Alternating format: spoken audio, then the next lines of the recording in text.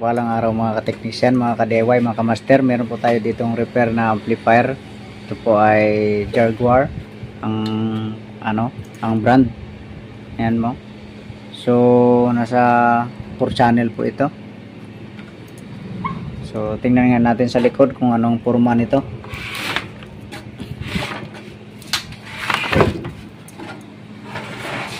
Ayan. So isang channel na lang daw ang gumagana nito kasi hindi na patino yung isang channel.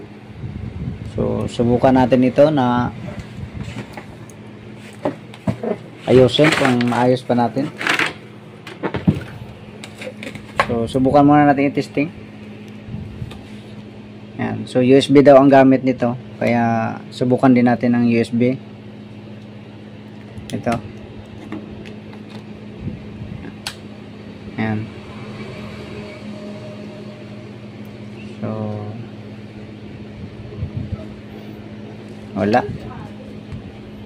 walang sound.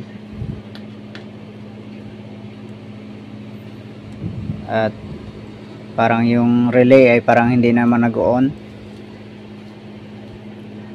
Okay, buksan po natin ito. Samahan niyo po ako. Okay, ito po, kakabukas lang po natin. So, ito po ang kanyang laman. Ito po ay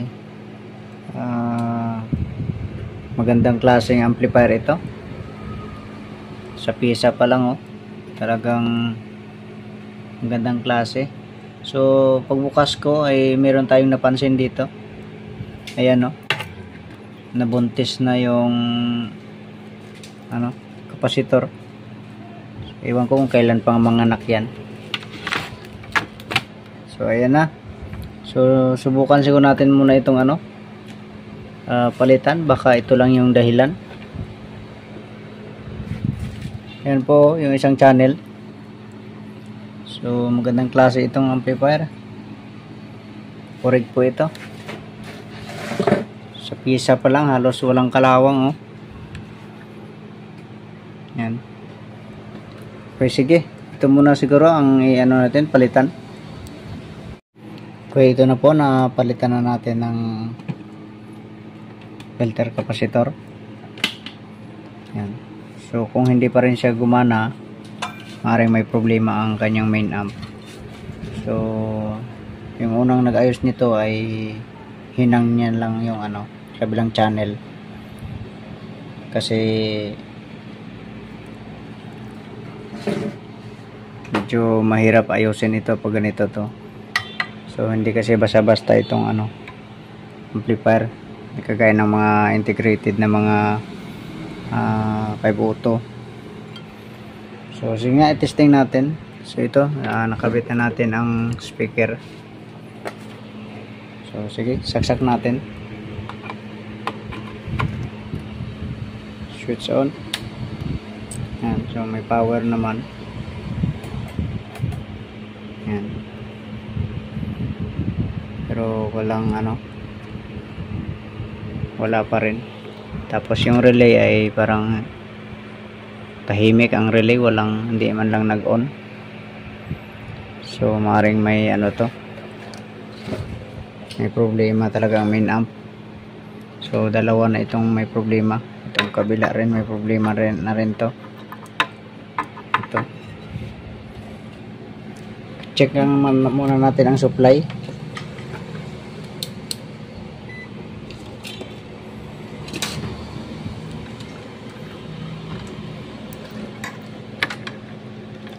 Okay.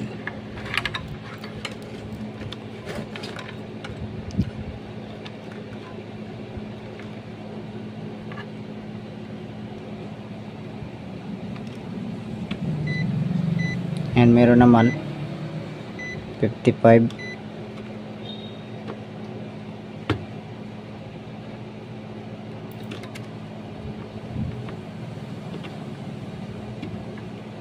Kabila parang wala. Okay.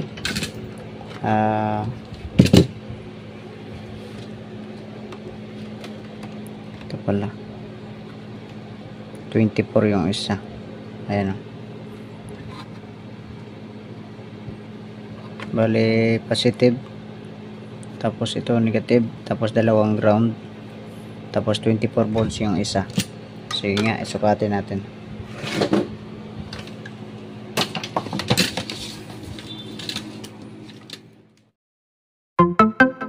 Ito, steady lang natin dito. Tapos yan. So 55. Yan o. So dito sa negative, ayun, parang walang supply.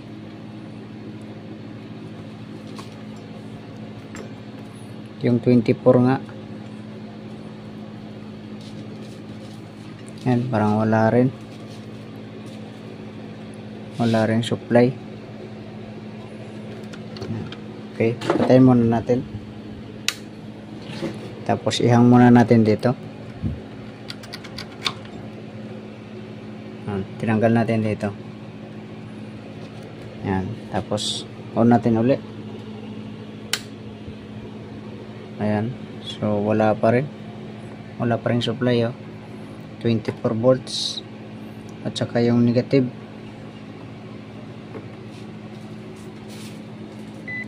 Ayun, meron ng negative. Ayan, may negative na. Ayan, yung positive. Ayan, meron 24 volts. Yun ang wala, yung 24.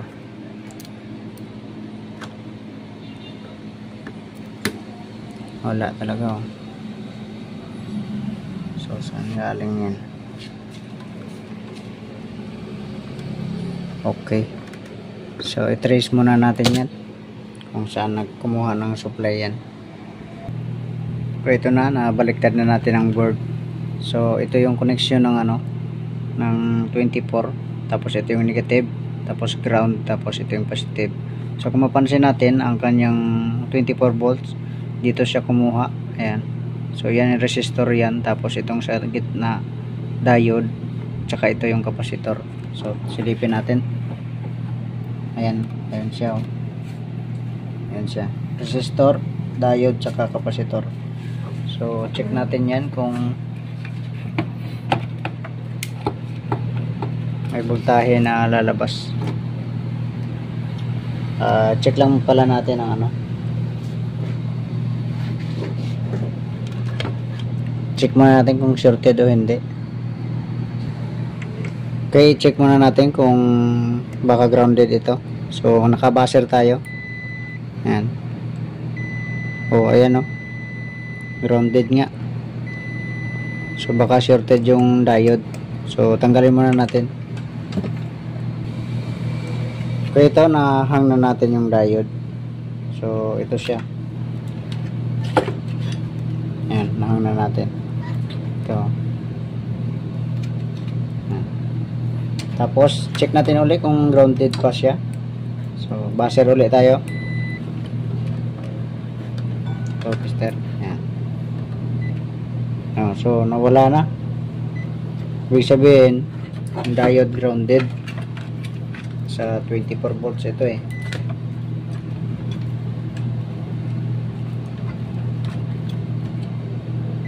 Kaya grounded nga. Ayan. So palitan muna natin ito. Okay, ayan, napalitan na po natin.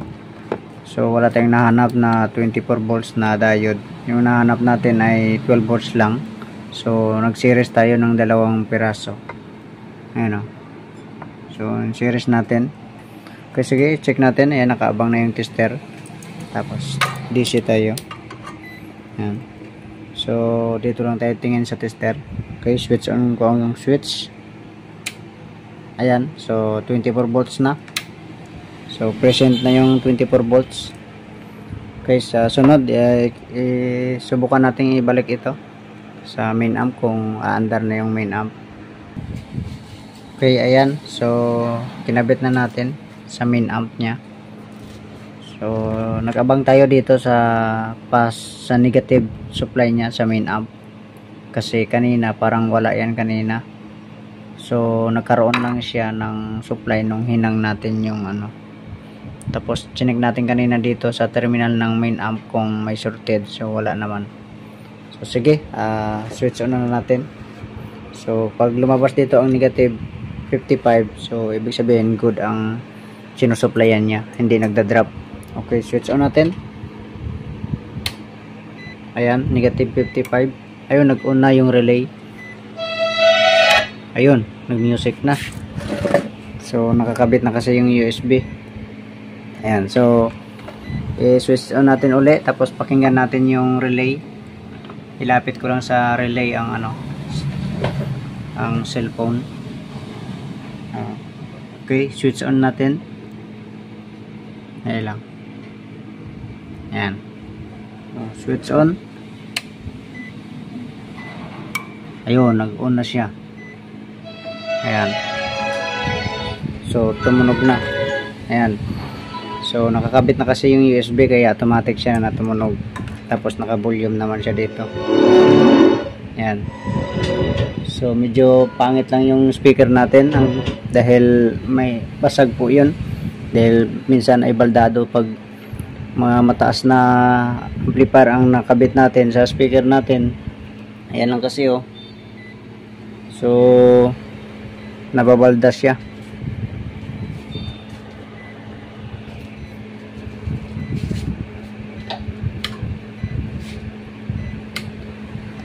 Okay.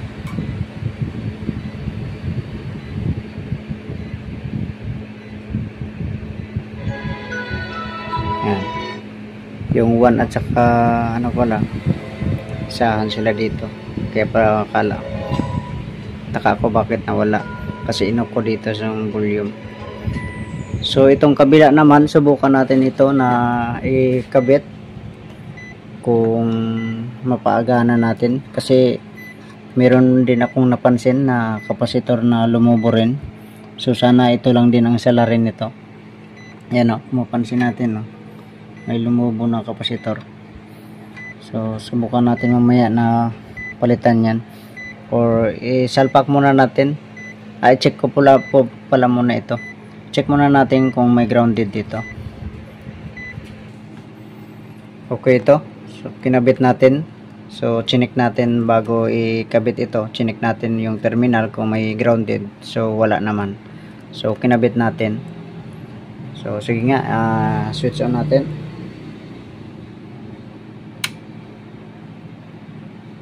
Ayun, nag-on silang dalawa.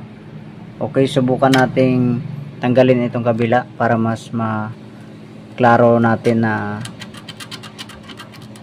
nag-on talaga itong kabila na to.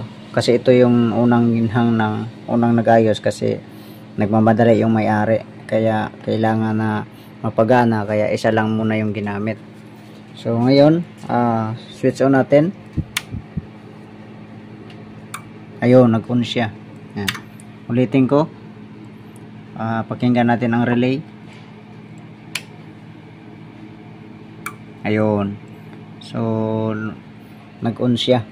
So ito na lang yung papalitan natin, yung kapasitor na yan, oh, na nabuntis. Ayan, kung mapapansin natin na itim na, ayan, yan siya. Yun. So palitan na lang natin yan.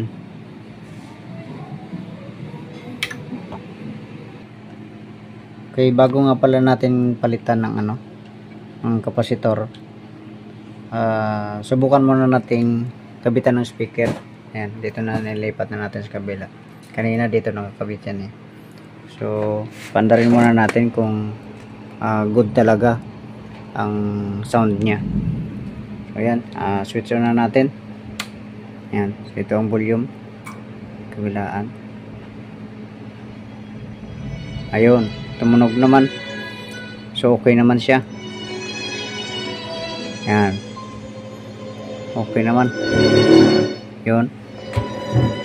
So basag lang talaga ang speaker natin na yan, kasi baldado na yan sa kakatesting lagi pag mag-repair tayo. Okay, sige, yun na lang. Palitan na lang natin yung kapasitor na yun para sigurado tayong tuloy-tuloy na yun siya. Ito, tatanggalin na natin yung kapasitor na maliit na lumubo. Sana yun?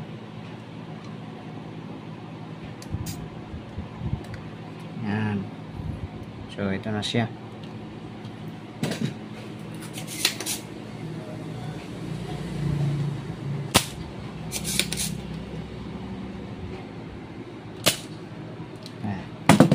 Palitan natin ng bago. So ang design talaga ng amplifier na to ay 4 channel. Kaya kung mapansin natin dito,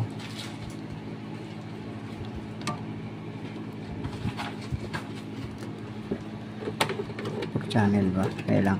Sige nga, i-check natin dito yung dalawa. At tama nga, 4 channel ito. Ayan. Kasi dito pa lang sa relay.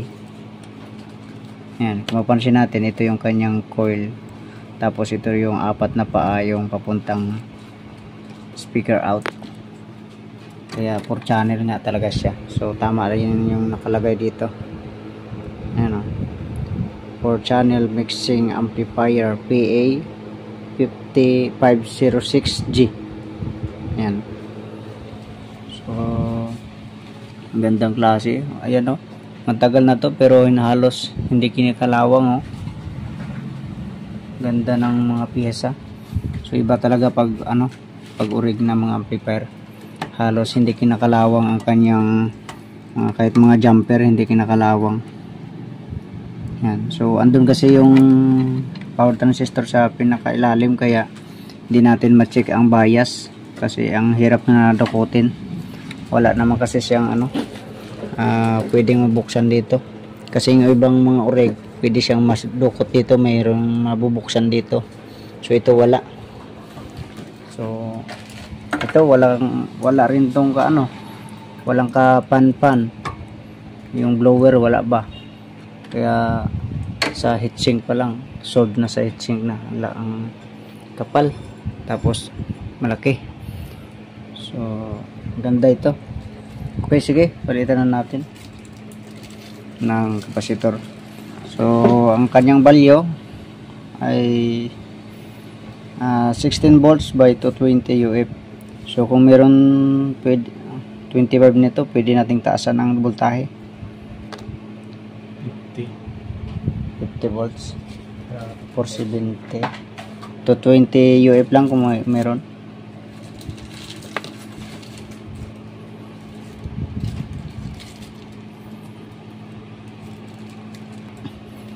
So ito lang yung nakita nating available. Bale ito 20 UF by 50 volts. So okay to, mas maganda to para may allowance ang kanyang voltahe. Okay, sige, kabit ko muna.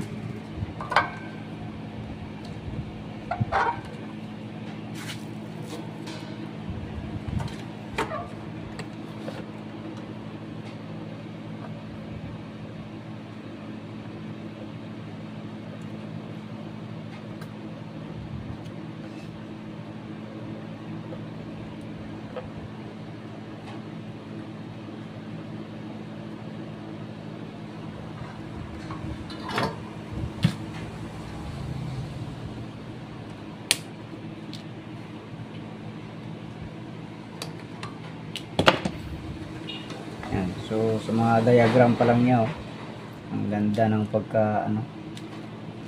pagka-design. So parang napahanga ako sa mga ganitong mga amplifier dahil sa pagka-arrange pa lang ng mga piyesa. Ang ganda. Okay, ikabit lang natin to. Takpan lang natin na yun. Okay, yung sa kanyang diode pala na pinalit natin na 24 volts ang required. So parang medyo mainit kasi siya. Kaya dagdagan natin. Mag-series tayo uli, tapos nag-series tayo uli ng diode, tapos iparalel natin doon sa kinabit nating una. So dito lang natin ikabit sa baba para medyo maganda ang kanyang space. Okay, yan. So dyan na lang natin nilagay kasi sa ilalim kasi mataas naman ang kanyang allowance. Okay, sige, kabit na natin yan lahat ng screw. Okay, ayan. Naka-plaster na lahat. So sige, testing natin uli kung baka pag lumamig nagluloko. So testing natin uli. Ayan. Ayan. Switch on natin. Ayan, power.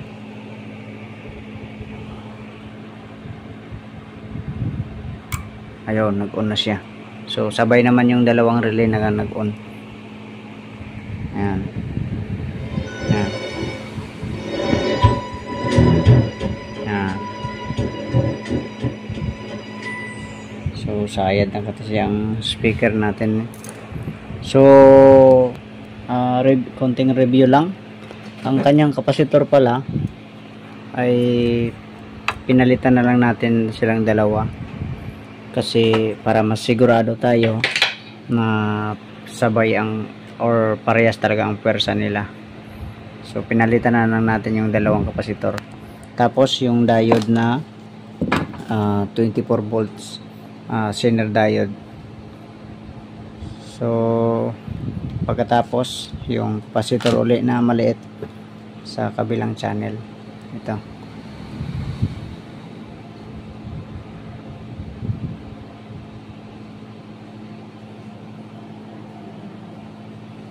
Ayan. So yun lang po ang naging problema nito.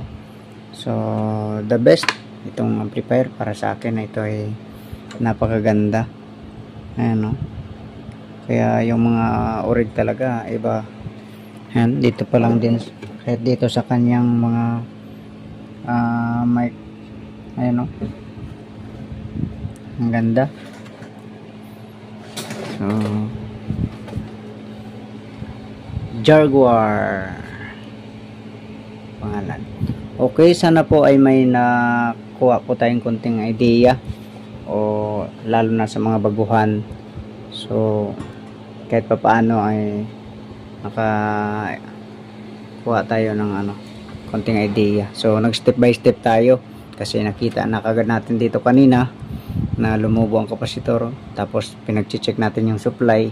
So meron ngang kulang, kaya dito muna tayo nag-una sa power supply. So ang sala rin ay power supply lang niya.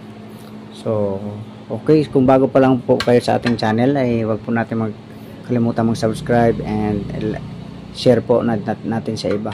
Kaya sige, God bless po, salamat po sa inyo.